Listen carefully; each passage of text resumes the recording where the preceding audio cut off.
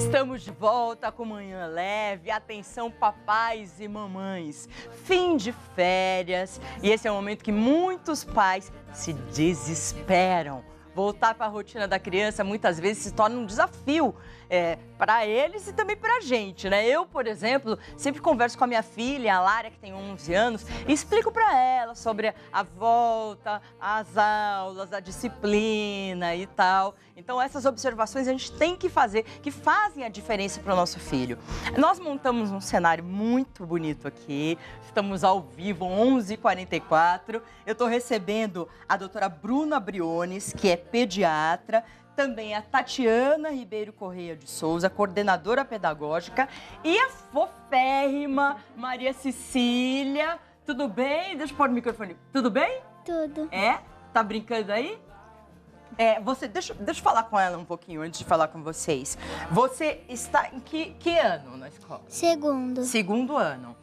Você gosta das férias? Sim. E quando as férias começam a acabar, como que é? É chato? É chato. Aí tem que voltar tudo de novo, né? Qual a diferença entre as férias e quando você tá estudando? O que você tem que fazer quando você tá estudando? Tem que... Lição. Acordar cedo? Sim. Então muda a vida, né? E a sua mãe fala assim, que bom que voltou às aulas. Ela fala isso? Fala. Fala? Todo pai fala que bom que as aulas voltaram, graças a Deus. Obrigada, Maria Cecília. É isso mesmo, Tatiana? Isso, porque é importante a rotina na vida da criança, né? E nas férias a gente perde essa rotina, o horário, alimentação, muda tudo. Daí quando volto eu acho até melhor, porque eu tenho outra também de 2 aninhos. Então fica assim, a gente acorda cedo, já tem aquele preparo, café da manhã, daí depois arrumo ela. Eu também trabalho na escola, daí eu sei o quanto é importante a vida escolar na vida deles. Doutora Bruna, o que a gente pode falar, que dicas a gente deve dar para voltar, para a criança voltar bem? Porque às vezes nas férias ela fica, isso que a Tatiana estava falando, a criança come tudo errado, acorda tudo errado. E aí, para você voltar à disciplina, como que faz? É difícil mesmo. Na verdade, bagunça tudo. É o que você falou, alimentação, sono e tudo, né? A rotina diária. Então, o que eu costumo falar de dica assim, para as pacientes é sempre com uma semana antes já começar botando uma rotina de novo no lugar, ajustar um pouco o horário do sono, a alimentação, que vira uma bagunça nas férias. Tudo pode nas férias, né? Tudo. Então, uma semana antes já começar a organizar com as crianças. É legal até se tiver um calendáriozinho, deixar anotadinho, olha, tá faltando tanto tempo para acabar. Porque se você deixar isso muito para o final, a criança acaba, né, nem acordando no dia de ir para a escola. E como ela vai se habituando, já vai voltando à rotina, essa transição se torna mais fácil, né? Porque tem crianças que gostam muito de ir para a escola, que não é difícil voltar à escola, é uma maravilha, né? Rever os amiguinhos, a tia, a professora. Bom, né? É o caso. Mas tem algumas crianças que não gostam por vários motivos, né? Então você vai criando essa rotina nova, né? Quais são os principais erros dos pais? Eu acho que deixar para o final, deixar para o último dia, olha, amanhã vamos começar de novo, né? Tudo de novo, as aulas, a rotina. Isso é muito ruim. Não regularizar antes. E não trazer, assim, o que pode ser de bom quando a criança voltar à escola. Eu acho que isso é muito bacana. Falar assim, olha, você vai voltar, você vai fazer trabalhinho, vai trazer para cá, vai rever seu amiguinho, o Joãozinho, a Mariazinha. Vai aprender coisas novas, né? Eu acho que até o caminho para a escola, se são os pais que levam, acho que é um momento legal de fazer alguma brincadeira, trazer o lúdico para a criança poder também, já no caminho, já ir aproveitando aquele momento, né? Tatiana, você faz isso com um tempo de antecedência ou você deixa para a última hora? Não, eu faço sim, com uma semana, deixo ela escolher, porque daí ela renova o material, lápis de cor, eu deixo ela ir à papelaria, ela escolhe, então vai incentivando ela a voltar. E ela gosta muito dos amiguinhos da escola, ela gosta bastante. E eu vou ajustando o horário, o almoço. O que você sente mais dificuldade de ajuste? É o horário de acordar. Porque daí até a gente sai, né? Como eu tenho as férias junto com ela, dá certinho, então até a gente fica acordado até mais tarde. Nas férias pode tudo, sai, come fora, viaja. Daí o que eu tenho mais dificuldade é o horário mesmo para ajustar. Mas eu já estou de segunda-feira eu já comecei a ajustar esse horário. E quem tem mais de um filho também é mais complicado, porque os Com horários certeza. muitas vezes são diferentes, né? Às vezes um estuda de manhã, outro estuda à tarde, é bem complicado mesmo. Mas tem que ir ajustando conforme a rotina da casa, né? Uma coisa que é legal também, já quando começou as aulas, ter um momento para você conversar com o seu filho sobre como está sendo a escola. E às vezes a criança não fala muito, né? Você tem que achar uma maneira. Eu acho que o jantar é um horário bom, que geralmente está todo mundo junto e aquilo se torna uma coisa meio... vai indo e a criança nem percebe que está conversando. Mas às vezes até brincar de escolinha, sabe? Você vê que a criança não está querendo acordar, já passou mais de uma semana, 2, e a criança não quer acordar para ir para a escola. Brinca de escolinha e vê. Porque às vezes a gente tem caso assim, a criança vai começar a brincar de escolinha e ela é uma professora, só que ela é uma professora muito autoritária. Aí você começa a perceber o porquê que ela não está gostando de ir para a escola. Ou então ela mostra os amiguinhos, fala, o fulaninho, o Joãozinho me bate. Então assim, você começa a perceber algumas coisas que estão acontecendo também na escola. E consegue perceber por que a criança não quer acordar, por que a criança às vezes tem falta de sono, ou é muito irritada em casa. Falar em sono, eu acho que é uma pergunta pertinente.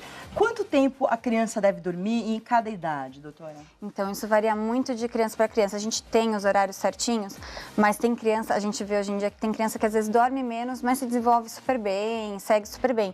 Então, na idade dela, umas 8 ou 10 horas de sono seria o ideal. Ela tem 7 anos, né, seria o ideal. Mas o legal é a criança dormir entre 8 e 9 horas da noite, não passar disso.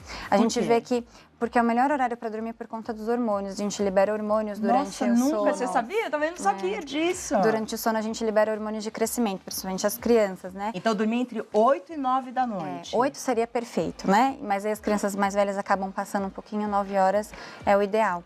E aí ela tem esse... Porque a gente dorme para se desenvolver, né? Então, para crescer e tudo mais. Então, quando você vê que a criança tem um desenvolvimento bom, está crescendo direitinho, você sabe que o sono está adequado, né? Na medida do possível. O problema que acontece é que, às vezes, as crianças seguem a rotina dos pais, né? Então, o pai chega tarde do trabalho, chega às 11 horas da noite. A criança quer esperar o pai para poder vê-lo. E isso acaba atrapalhando. Até, às vezes, no rendimento escolar, né? Por conta de acordar muito cansada e não ter o desenvolvimento que deveria na escola. E quais são os malefícios de uma televisão ligada na frente da criança antes de dormir? Então, isso é muito ruim, é estímulo, né? A gente acha que é legal. É uma coisa que eu também faço, mas isso muito não deve comum, se fazer, né? é muito comum mesmo, de deixar a criança dormir com a TV, né? Só que isso é um estímulo, a TV é um estímulo pra gente, tanto pra criança também. Então, a criança dorme, ela tem um sono mais agitado, um sono mais superficial. Aí dificulta essa liberação hormonal. E aí seria interessante, na hora de dormir, ler um livro, né? Ficar tudo à meia luz, uma coisa mais relaxante, menos estimulante, como seria uma TV. Ou um iPad, né? Tablet, enfim. Celular. No caso dos mais velhos, um pouco, né? Ela, eu acho que já não tem isso, né? Ela ainda não tem isso. Ela tem o celularzinho, mas ela vê só videozinho, mas na hora de dormir, não. Você não deixa? Não. Ela até fica brava. O ideal nessa idade mesmo seria a gente restringir tanto celular, tablets, enfim, e televisão a 2 horas diárias.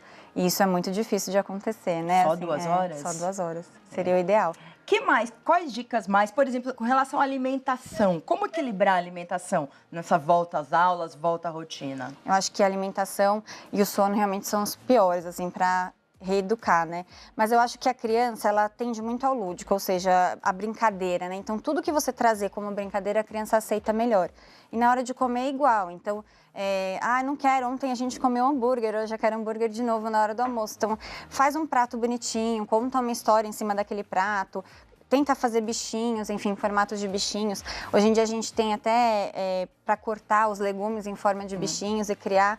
Eu acho que isso é uma maneira interessante de a criança também ajudar, né? Ela pode ajudar a comprar, vai fazer as compras se ela está livre. Vamos levar ela para ver o que ela quer comer dentro do saudável, né? E ajudar a preparar os alimentos também, se isso for possível, né? Outro item que eu acho importantíssimo, não sei se você tem dificuldade, Tatiana, é a mochila. Ela até estava falando com a doutora, ela não gosta mais daquela de rodinha. Ela quer... A minha também, não é? Nossa. Porque elas ficam mocinhas, não querem a de rodinha. E a rodinha, no fundo, é ótima, porque não dá aquele peso nas costas. E ela não pega, daí esse ano eu tive que comprar das costas. É o que eu falei para ela, eu e meu esposo levamos elas, né? Então, não carrega muito, mas do portão até a sala, ela está carregando. Doutora, quais são os prejuízos de ter uma mochila muito pesada? A maioria das crianças usa mochila acima do peso, realmente. E essa mochila de rodinha é interessante, porque ela realmente não sobrecarrega, mas você tem que saber utilizá-la também. Você tem uma postura errada, a criança ela se curva mais para tentar carregar aquele peso, então ela começa a fazer alguns vícios de postura e isso vai acarretar em dores, inflamações musculares, mas também ela carrega às vezes de um lado só, então ela pode começar a curvar a coluna, ela está numa fase de desenvolvimento super importante para se manter certinha, né? Então, assim, a gente pede que a mochila, ela tenha alguns cuidados, né? A criança menorzinha, ela usa mochila de rodinha, por isso que elas associam os bebezinhos menorzinhos com a rodinha. Mas a criança maior, a partir de 7 anos, o ideal realmente é a mochila das costas, as alças têm que ser largas, a gente tem até uma mochilinha aqui. As alças, elas têm que ser largas para poder ajustar e sempre as duas, né, alças sendo colocadas. A mochila tem que estar em contato com as costas, ela não pode ficar mais larguinha lá na região do bumbum. Caindo. Porque a criança também vai ficar com uma postura errada. A gente vê muito adolescente assim. Muito, e carregando numa mão só. Escola que tem escada, daí não pode ser também a mochila de rodinha, porque a criança tem que carregar nas costas, vai acabar piorando, né? E tomar cuidado com o peso, porque a gente, assim, vai colocando coisas na mochila, né? Então, o que eu falo sempre para tentar a criança e a mãe fazer a mochila. Então, vamos ver o que você vai precisar esse dia. Então, vai ser só realmente o que ela precisa esse dia para colocar na mochila. Porque o peso da mochila não pode exceder 10% do peso da criança. Então, isso eu também não sabia. Não sabia. Então, às vezes, uma criança que tem 7 anos, mais ou menos pesa 22, 23 quilos, às vezes pesa um pouquinho mais, se é maior, não pode passar de 2 quilos e pouquinho. E a gente vê que sempre passa. Passa. Mas muito também os professores pedem, a minha que tem cadernos. 11, muito livro, muita coisa. O ideal seria ter um armáriozinho na escola. pra Ela poder tem um colocar. armário, mas a mochila dela ainda é Ainda muito pesada, pesada. Os estojos são reféns também. Nunca vi carregar tanta coisa no estojo. É o estojo. É lápis de É cor, é lápis, canetinha, é 3 borracha, repartições. é lápis normal, é caneta. Gente, Caneta de marcador todo de tipo. texto. É isso Quanta mesmo. coisa que essas crianças carregam nesses estojos, não é possível. O que vale a pena é colocar em compartimentos, assim, você ter ajustado. Então, os cadernos, eles sempre têm que ficar perto das costas. O que é mais pesado sempre fica mais perto das costas. E como a bolsa tem compartimentos, você pode ir separando os pesos entre os compartimentos para ajustar mesmo e a criança não ficar sobrecarregada. Mas é legal pesar a mochila, chegar Eu vou pesar fazer o pessoal isso, de vou casa pesar. ver. Mas pra aí ver que reclama pra sempre quem? vai passar. Se passa, reclama pra quem? Pra Daí, escola? Não, aí você tem que ver. Então, esse estojo que tá cheio de coisa, tem que tirar um pouquinho de coisa. E vamos tirando devagarzinho. Se for o caso, colocar a lancheira separadinha, então não colocar na bolsa, porque às vezes coloca, né? Aí já ajuda um pouquinho no peso também. Tem a garrafinha de água também. A que garrafinha pesa. de água, Se bem que lancheira depois de uma certa idade também não quer, É difícil. é complicado. Bom, eu quero agradecer a doutora Bruna Briones, pediatra. O telefone de contato é 0 operadora 11 2679 7774.